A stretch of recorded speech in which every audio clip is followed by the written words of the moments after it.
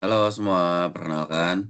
Kami dari kelompok 8 akan mempresentasikan proyek mini kuliah Matematika 1 yang berjudul Analisis Potensi Solar Power dengan menggunakan Clear Sky GHI dan integrasi numerik serta fitting polinomial di wilayah Jakarta.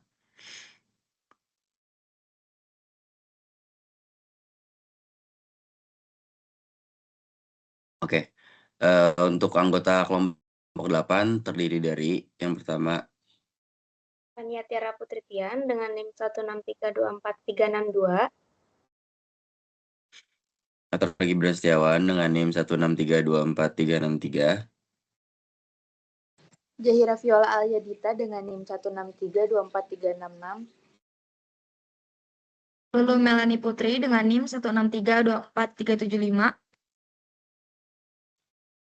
Azkaya Sirabani dengan NIM 163243434. Proyek mini ini memiliki tujuan di antaranya yang pertama, menganalisis potensi energi solar dengan menggunakan data Clear Sky GHI untuk wilayah Jakarta, Indonesia selama 1 tahun. Yang kedua, menghitung total energi solar yang tersedia dengan integrasi numerik dan fitting polinomial sebagai pembanding. Dan yang ketiga, menganalisis pengaruh musim terhadap total energi solar dan feasibility penggunaan solar power. Next.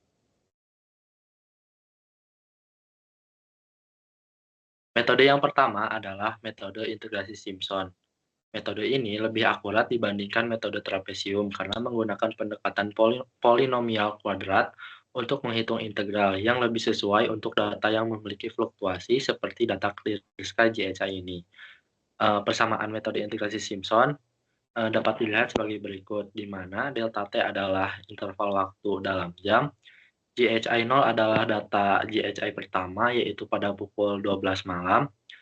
Untuk sigma GHI ganjil itu tuh penjumlahan GHI ganjil kemudian dikali 4. Untuk sigma GHI genap adalah penjumlahan data GHI genap terus dikali 2, dan yang terakhir GHIN adalah data Clear Sky GHI terakhir, yaitu pada pukul 11 malam. Integrasi Simpson ini kemudian diaplikasikan ke 365 data Clear Sky GHI untuk mendapatkan energi solar harian. Untuk data energi hariannya dapat dilihat di tautan bit.ly/solar harian kelompok 8. Oke, selanjutnya perhitungan energi harian dengan menggunakan metode fitting polinomial. Bisa dilihat yang di samping adalah grafik fitting polinomial Clear Sky GHI Jakarta selama setahun. Lanjut.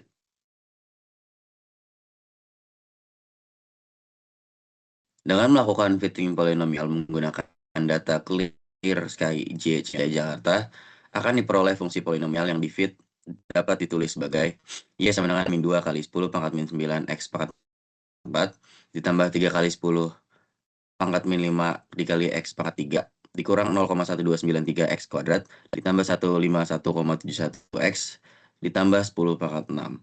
Setelah fungsi di-fit, energi harian dapat dihitung menggunakan integral numerik dari fungsi polinomial tersebut, mulai dari batas 0 sampai 24, dan akan keluar hasilnya. Lanjut.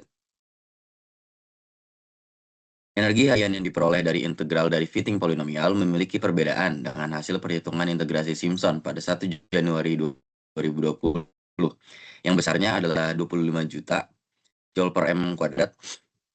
Perbedaan atau selisih nilai keduanya adalah sebesar 1,7 Joule per meter persegi.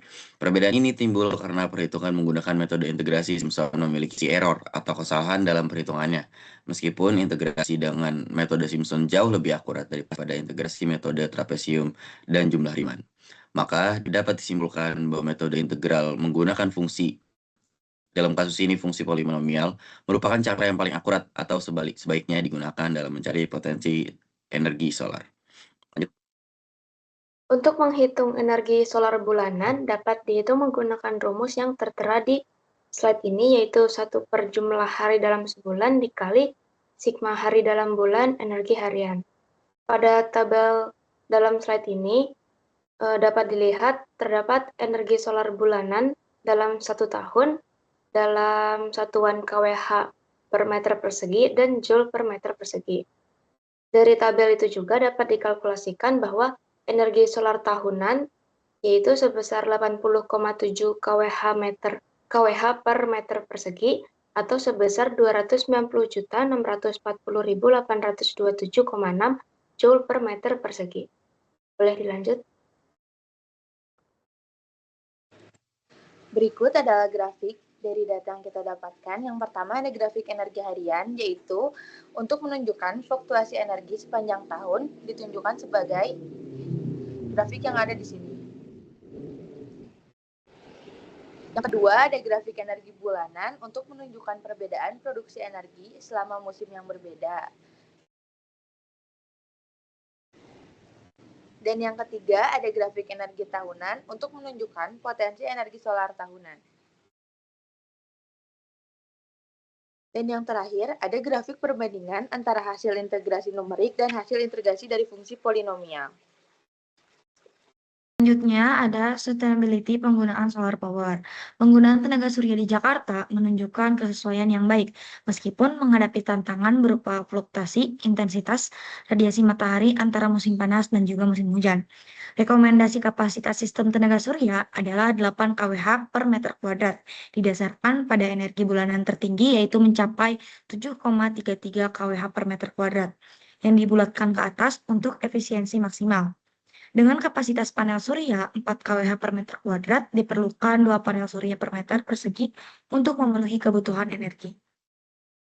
Pada musim panas, tepatnya pada bulan Oktober sampai Maret, radiasi berada pada puncaknya, memungkinkan produksi energi maksimal. Sebaliknya, pada musim hujan, yaitu pada bulan April sampai September, radiasi menurun akibat curah hujan tinggi dan juga mendung, sehingga diperlukan penyimpanan energi seperti baterai dan cadangan dari sumber lain.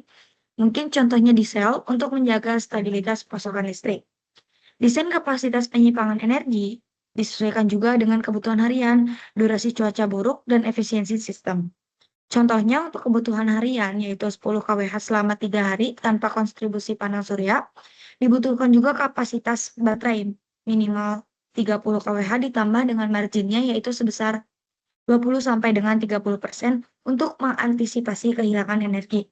Teknologi penyimpanan lain seperti hidrogen atau sistem termal dapat digunakan dengan prinsip perhitungan serupa dengan mempertimbangkan efisiensi dan juga biaya.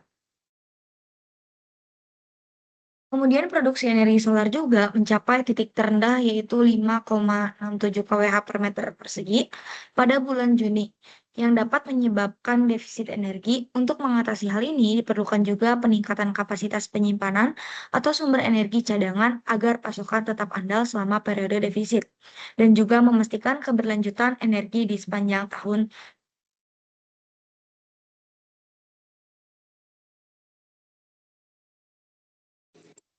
Berikut adalah kesimpulan dari analisis yang sudah kita lakukan. Kesimpulannya adalah penggunaan tenaga surya di wilayah Jakarta menunjukkan potensi besar sebagai sumber energi utama, terutama selama musim panas atau Oktober hingga Maret, ketika intensitas radiasi matahari mencapai puncaknya. Pada periode ini, tenaga surya mampu menghasilkan energi yang cukup untuk memenuhi kebutuhan listrik harian, bahkan menciptakan surplus yang dapat dimanfaatkan untuk penyimpanan atau kebutuhan lain. Namun pada musim hujan atau April hingga September, produksi energi menurun drastis akibat tingginya curah hujan dan intensitas radiasi yang rendah. Seperti yang terjadi di bulan Juni dengan angka produksi hanya 5,67 kWh meter persegi. Penurunan ini menunjukkan bahwa tenaga surya saja tidak cukup untuk menjamin keandalan pasokan energi sepanjang tahun tanpa dukungan dari teknologi pendukung seperti penyimpanan energi atau sumber energi cadangan. Untuk menghadapi tantangan tersebut, perlu dilakukan peningkatan kapasitas sistem seperti menambah jumlah panel surya dan mengintegrasikan sistem penyimpanan energi yang memadai. Baterai dengan kapasitas sesuai kebutuhan harian dan durasi periode cuaca buruk akan memastikan stabilitas pasokan. Sementara solusi cadangan seperti generator diesel atau teknologi penyimpanan alternatif seperti hidrogen atau thermal storage dapat membantu mengatasi defisit. Dengan strategi yang terencana, termasuk optimalisasi surplus energi selama musim panas, diversifikasi sumber energi, dan pemantauan produksi, tenaga surya dapat menjadi solusi energi yang berkelanjutan dan andal di Jakarta sepanjang tahun, sekaligus mendukung transisi menuju penggunaan energi bersih.